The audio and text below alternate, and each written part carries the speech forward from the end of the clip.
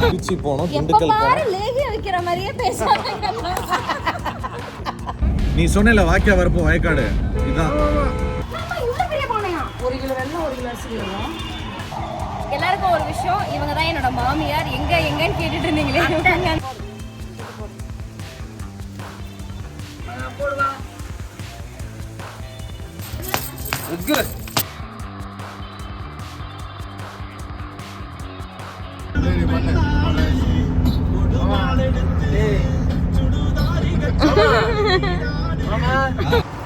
சூடா ஒரு கலக்கினே. நாங்க வந்து இப்போ தேனி ஆன் தி வேல ஒரு டீ கடையில வந்து டீ குடிச்சிட்டு போகவே இல்ல. ஐயோ நான் பாதி வந்துச்சுன்னு நினைச்சேன். பாதியில கால்வாசி என்ன வரல. அணகப்பட்டது மக்களே, இப்போ என்ன விஷயம் பார்த்துக்கிட்டிங்கன்னா, இப்போதான் நாங்கள் விழுப்புரத்தை தாண்டி போயிட்டு இருக்கோம். இதுக்கப்புறம் இன்னும் திருச்சி போனோம், திண்டுக்கல் போனோம். லேகியம் வைக்கிற மாதிரியே பேசுறாங்க. அது ஷூட்ல பேசி பேசி பழக்கமாயிடுச்சு மக்களே. வணக்கம் மக்களே. தேனிக்கு ஒரு வழியாக வந்து இத்தனை மணி நேரம் ட்ராவல் முடிச்சுட்டு வந்துட்டோம். அங்கே வந்து ஒரு சூப்பரான ஒரு ஹோட்டலில் தான் ஸ்டே பண்ணியிருந்தோம். எங்களை எல்லாருக்குமே செப்பரேட் ஹோட்டல் ரூமு. ஸோ எல்லாமே முடிச்சுட்டு நாங்கள் வந்து ஃப்ரெஷ் ஆகிட்டு இப்போது தேனியில் வந்து மார்க்கெட்டுக்கு கிளம்பலாம் அப்படின்னு பிளான் பண்ணோம். மளிகை சாமான், பொங்கலுக்கு தேவையான நிறைய பொருளெல்லாம் வாங்கணும் இல்லையா, அந்த ரீசனுக்காக தான். ஸோ நான், கண்ணா, அம்மா, ஹரி எல்லாரும் கிளம்பிட்டோம். ஸோ நல்லபடியாக தேனி வந்தாச்சு. இப்போ போயிட்டு நாளைக்கு நாங்கள் பொங்கல் வச்சு சாமி கும்பிட போகிறோம். அதுக்கு தேவையான பொருள் எல்லாம் தேனி மார்க்கெட்டில் அள்ளினார சைடு போய் நாங்கள் தேடி வாங்க போகிறோம். எல்லாம் தேனிக்கு வாங்க, மார்க்கெட் வாங்க.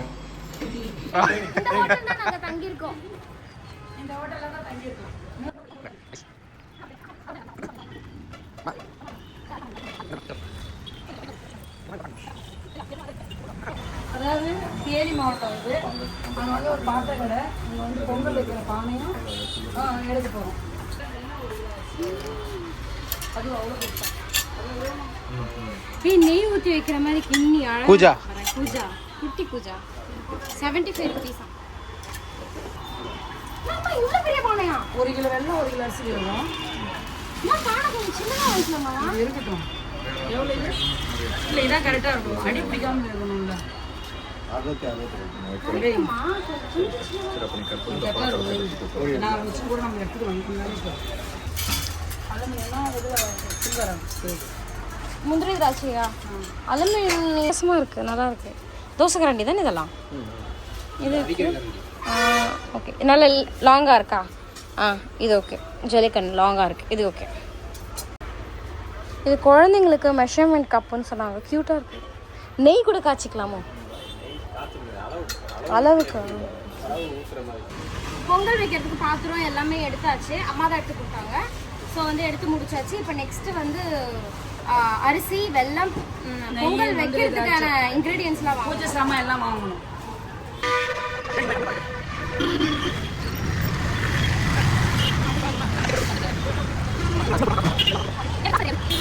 வேலி எடுத்துக்கோ. ஒரு பச்சரிசி வாங்கி ஃபர்ஸ்ட் வந்து வெல்லம் நம்ம சூப்பர் மார்க்கெட் வணக்கம் மச்சி. மாவிளக்கு இருக்கா? முந்திரி திராட்சை RKG நெய், முந்திரி 100, திராட்சை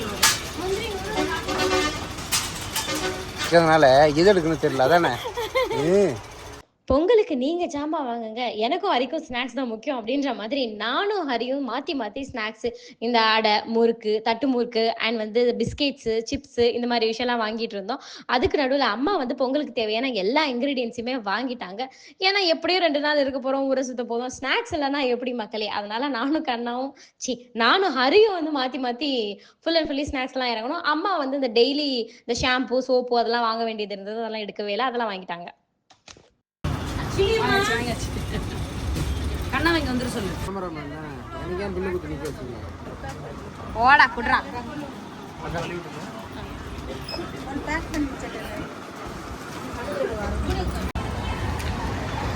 இப்போ மாமாவோட அம்மா வந்துட்டாங்க. மாமாவோட அம்மா மாமியார்.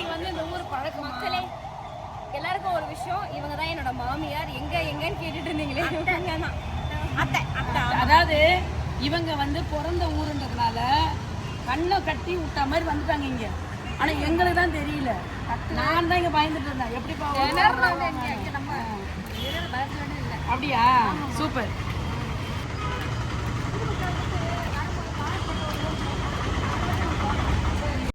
கோவில் கிளம்பியாச்சு. வணக்கம் மக்களே. வணக்கம் மக்களே. அது கூட சுறுசுறுப்பா கிளம்பிட்டோம். கோயிலுக்கு கிளம்பி வணக்கம் மக்களே. காலையில எழுப்பி விட்டா எப்படிமா சுறுசுறுப்பா இருக்கும்? காலையில எங்கதான் பிரச்சனை இருக்கும். அன்பு மக்கள் எல்லாருக்கும் வணக்கம். அங்க சொல்லு. எல்லாருக்கும் வணக்கம். நல்லபடியா நாங்க எல்லாருமே கோயில் கிளம்பியாச்சு. இன்னும் ஒரு 20 நிமிஷத்துல அருள்மிகு ஸ்ரீ பத்தாக்கம்மன் கோயில்ல நாங்க இருப்போம். மக்கள் எல்லாரும் எங்க கூட பயணிச்சு வாங்க. ஆமா, இன்னைக்கு வந்து நாங்க பொங்கல் வைக்க போறோம். 3 கோயில் லொகேஷன் இருக்கு. ஒரு கோயிலுக்கும் போயிட்டு அங்க என்ன பண்ணணுமோ அந்த ரிச்சுவல்ஸை பண்ண போறோம். சோ வந்து எஸ், ஆனா நான் இதை முதல்ல பண்ண போறேன். எனக்கு சிரிப்பா வருது. சிரிப்பா வருதா? பக்தி வரணும். அதான் சிரிப்பு வருது. பக்தி இருக்கு, ஆனா ஃபர்ஸ்ட் டைம் நான் கூட பண்றேன். குடும்ப தலைவியா பொங்கல் வைக்க போறேன். குடும்ப தலைவியா?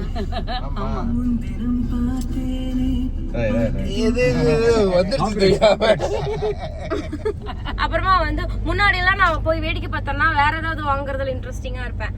இப்பெல்லாம் பாத்திரம்லாம் நல்லா இருக்கே அப்படின்னு தோணுது. அப்புறம் போயிட்டு இந்த மளிகை பொருள் வேணுமே. நான் கூட நினைக்கலமா, எம்ஆர் சொல்லும் போது நான் கூட நான்லாம் இருக்க மாட்டேன் அப்பெல்லாம் அப்படின்னு. இப்ப எம்ஆர் வந்து பாத்தியா, நான் சொன்னேன் பாத்தியா அப்படின்னு, அதுவும் அப்படி ஆயிடுச்சு, நானும் அப்படி ஆயிட்டேன். தக்காளி வாங்கணும், வெங்காயம் வாங்கணும், கொத்தமல்லி வாங்கணும்.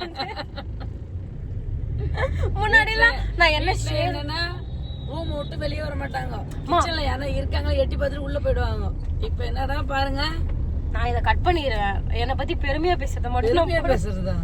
இப்ப நான் சந்தோஷமா இருக்கிறேன் நிஜமாவே உன்னால.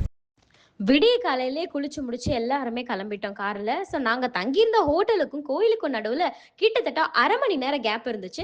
ஸோ இதுக்கு நடுவில் பசிக்கும் இல்லையா, அதனால ரிதன்யா ஸ்ரீன்னு ஒரு ஹோட்டல் இருந்தது. இந்த வீடும் ஹோட்டலும் சேர்ந்த மாதிரி இருக்கும் பார்த்தீங்களா, அந்த மாதிரி ஒரு கடையில் நிறுத்தி நல்லா சுட சுட வந்து இட்லி தோசை இதெல்லாமே போட்டிருந்தாங்க.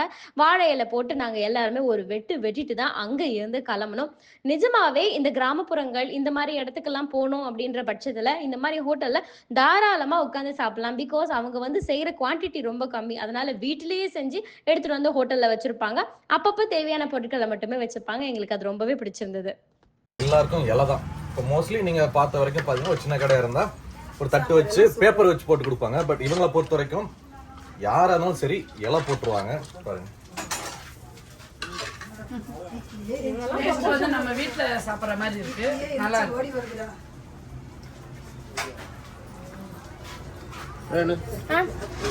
நான் இதை காலி பண்ணிட்டேனே. நீ சொன்ன வாக்கியா வரப்போ வயக்காடு இதுதான், வீடே இருக்காதுங்க. அங்க ஒரு முன்னாடி போரு. உனக்கு அந்த சைட்ல விவசாயம்லாம் வந்துருச்சுன்னு வச்சுக்கோங்க, நல்லா இருக்கும். இனிமேல் தான் பயிர் போடுவாங்க. கத்திரி, வெண்டை, அதுவும் வரும். இது மெயினான கோயில்.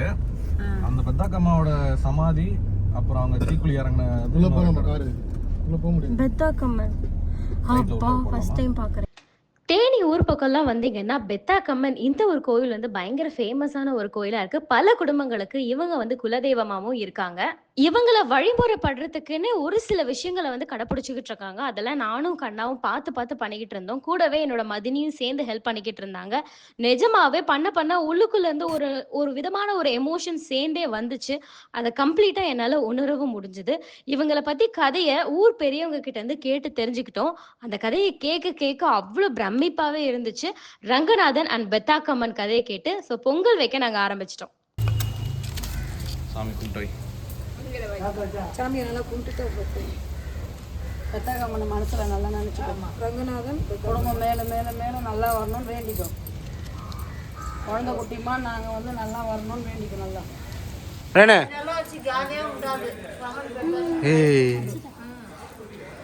பொண்ணு அவங்க குலதெய்வத்துக்கிட்டு கோயிலில் முத பொங்க வைக்கிறாங்க. எல்லாரையும் பொங்க வைப்பாங்க. பேச விடல பொங்க வைப்பேன். சந்தோஷத்தை சொல்லி பொங்க வைக்கணும் வச்சுட்டேன். போதும்பா, அந்த குச்சிக்கே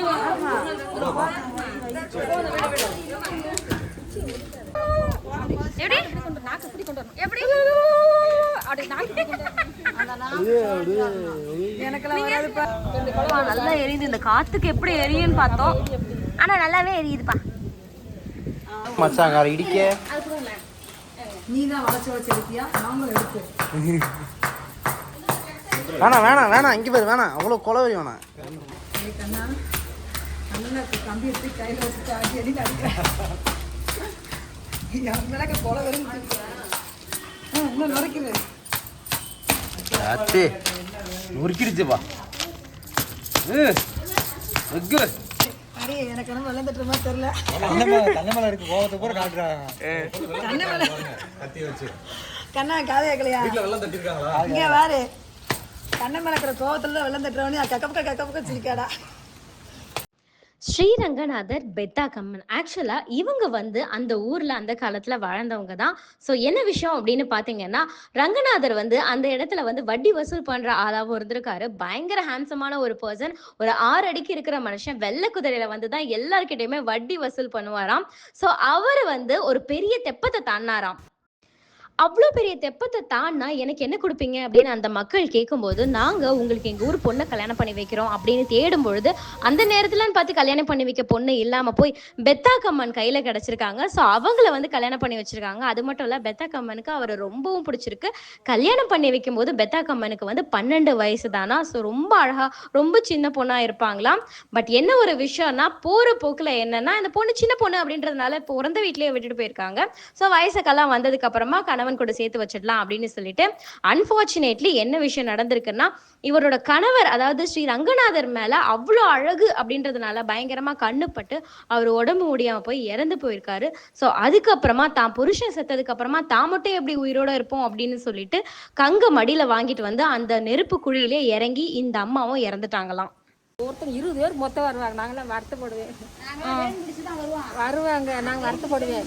நம்ம குடும்பத்தாலும் பேரன் பேத்தியோட குடும்பத்தோட மகன் மருமகளோட சம்மந்தக்காரோட என்னைக்கு வருவோம். அப்படி பெத்தாக்கம்மா எப்போ நமக்கு வழிகாட்டும் நடத்தி வைக்கும் அப்படிலாம் ரொம்ப வருத்தப்பட்டிருக்கேன். இன்னைக்கு நிறைய இப்போ இந்த பானை வந்து கொஞ்சம் வந்து டார்க்கா இருக்கு பாத்தீங்களா? நாங்க வந்து உடனே வச்சுட்டோம். ஆனா இதுக்கு வந்து ஒரு ஆப்ஷன் இருக்குன்னு சொல்றாங்க. சொல்லுங்க. செம்மண் நல்லா குழப்பி நல்லா முக்கா சட்டிக்கு தடவிடணும். நல்லா வலுவலுன்னு தடவிட்டு அதுக்கப்புறம் நம்ம பானையை தூக்கி அடுப்புல வச்சு பொங்க வச்சுட்டு கீழே இறக்கி வைக்கும் போது லேசா தண்ணியை தொடிச்சு அப்படியே தொடச்சி எடுத்துட்டோம்னா கறி ஒட்டாம வந்துடும். புது பானை மாதிரி அப்படியே இருக்கும் பல பலன்னு. அடுப்புல ஏத்துறதுக்கு முன்னாடி நம்ம செம்மண் எடுத்து அப்படியே குடைச்சி பூசிடணும். நல்லா நம்ம மஞ்சட்டி செய்யற மாதிரி பூசி வச்சு வச்சிட்டோம்னா அந்த கறி வந்து பானையில ஒட்டாது. அப்புறம் விலைக்கு பொங்க பானை இறக்கிட்டு தொடச்சி இறக்கிட்டு நம்ம சுத்தி லேசா தண்ணியை தொட்டு இப்படியே தொடச்சி எடுத்தோம்னா கிளீனா வந்துடும். பல வருஷம் வந்து என் அத்தை எங்க குடும்பமா வந்து நீ தெரியலமா குடும்பமா வந்து சாமி கும்பிடணும் அப்படின்னு சொல்லி நினைச்சிருந்தாங்க. நடக்கல அப்படின்னு வருத்தப்பட்டாங்க. பட் ஆனா வந்து இப்போ என்னன்னா ரொம்ப எல்லாருமே சேர்ந்து வந்திருக்கோம். ரொம்ப ஹாப்பியா இருக்கு.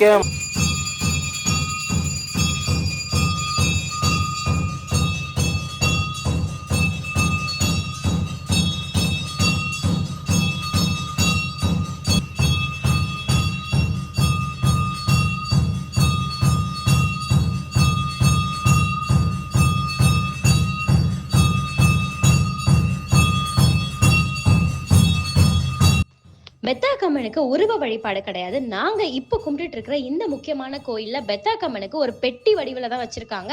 அந்த பெட்டிக்குள்ள காதோல கருகமணி அந்த அம்மா யூஸ் பண்ண பொருள் எல்லாமே இருக்கு அப்படின்னு சொல்றாங்க.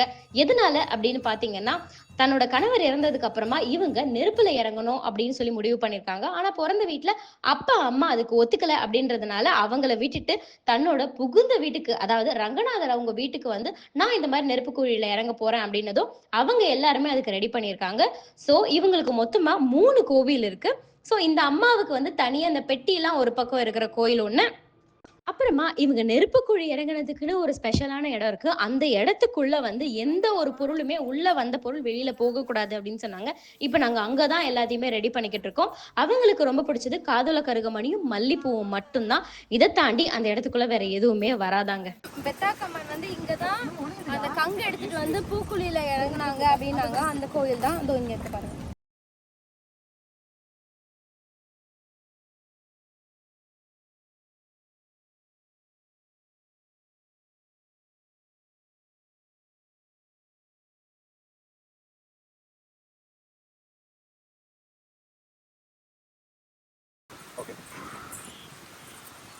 பெத்தாக்கம்மன் அவங்களுடைய பூக்குழிக்கு தான் வந்திருக்கோம். நீங்க ஆல்ரெடி நான் சொன்ன மாதிரி கண்டமனூர் ஜமீன் அவர் வந்து அந்த சந்தன கட்டை நெய் இதெல்லாம் கொடுத்து பெரிய பூக்குழி ரெடி பண்ணி பெத்தாக்கம்மன் பூக்குழி இறங்க இங்க தான் இறங்கினாங்க. இது பக்கத்துல அந்த தெப்பம் இருக்கு. ஸ்ரீரங்கநாதர் வந்து அங்க எந்த அந்த என்னது ஏரியா தெப்பத்தை வந்து குதிரையில தாண்டினதுக்கு அப்புறமா தான் பெத்தக்கம்மனை கல்யாணம் பண்ணிருப்பாங்க. அந்த தெப்பத்திலேயே குளிச்சுட்டு இங்க வந்து அந்த ஈர துணியோட அந்த இதுல இறங்கிட்டாங்க. ஈர துணியோட வந்தாங்க. வர்ற வழியில ஒரு துணி வியாபாரி வந்து அம்மா ஈரத்தோட போறீங்க புடவை கட்டிங்கன்னு சொல்லிட்டு மஞ்சள் கலர் புடவை கொடுத்துருக்காங்க. பெத்தாக்கம்மனுக்கு மஞ்சள் கலர்ல சிவப்பு கலர்ல கூறப்பட்டு எல்லாம் வச்சு சாமி கும்பிட்டா நம்ம கஷ்டங்கள் தீரும், நினைச்சது நிறைவேறும். வந்து ஹெல்ப் பண்ணுவோமா? பண்ணுமா? ஏய் நீங்க தான் பண்ணு நீங்க தான் பண்ணணும். இந்த வழிமுறைன்னு ஒண்ணு இருக்குல்ல, அது உங்க மாமியாரும் உங்க நாத்தனார் வச்சு தான் பண்ணணும். சாம்பிராணி வேணாம், கல்புரத்தை அதுலயே வைக்க சாம்பிராணிக்கு அதுலயே வைக்க சொல்றேன். அடியில் அப்படியே சேர்த்து மணி சிங்கம் களை இறங்கிருச்சு. அங்க வைக்காத வேணும். பெத்தாக்கம்மன் உயிரோட பூக்கொழி இறங்கின இந்த ஒரு இடத்துல வந்து காதல கருகமணி, வளையல், மல்லிப்பூ அண்ட் இந்த ஒரு கோயில் பகுதிக்குள்ள நம்ம எடுத்துட்டு வர எந்த பொருளையும் அங்கேயே போட்டுட்டு திரும்பி வந்துடணும். எதையுமே வீட்டுக்கு எடுத்துட்டு வரக்கூடாது. பொதுவா வந்து குலதெய்வம் கோயில இருந்து மண் எடுத்துட்டு வருவாங்க, பட் அதை கூட எடுத்துட்டு வரக்கூடாதுன்னு சொல்லிட்டாங்க. எனக்கு ரொம்ப சந்தோஷமான விஷயம்னா பூஜை செய்ய செய்ய அங்க இருந்த மணி எல்லாம் அதுவாவே வந்து அடிச்சது. நிஜமாவே அது ரொம்பவே சென்டிமெண்டாவும் இருந்தது, ரொம்பவே மனசுக்கு நிம்மதியாவும் இருந்துச்சு. அவங்க ஏத்துக்கிட்டாங்க.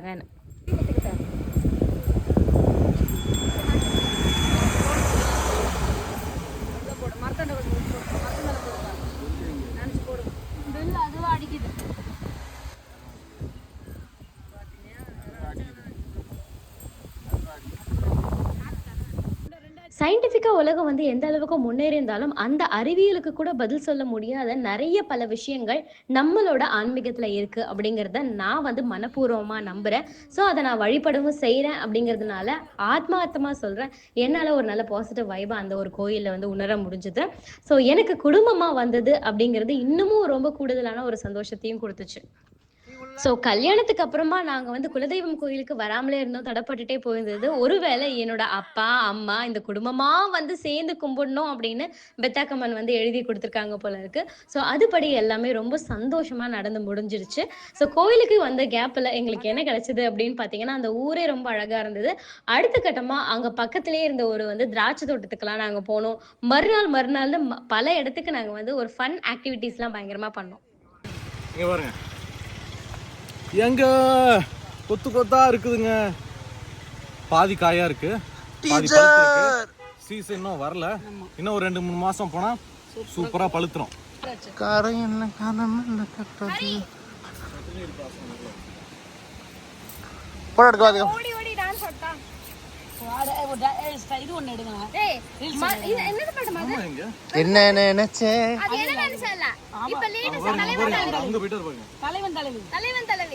என்னடி சித்திரமே இங்க நீ பத்திரமே. ஏய் அப்பா சூப்பரா. ஹரி உன் போன்ல சூப்பரா இருக்குடா.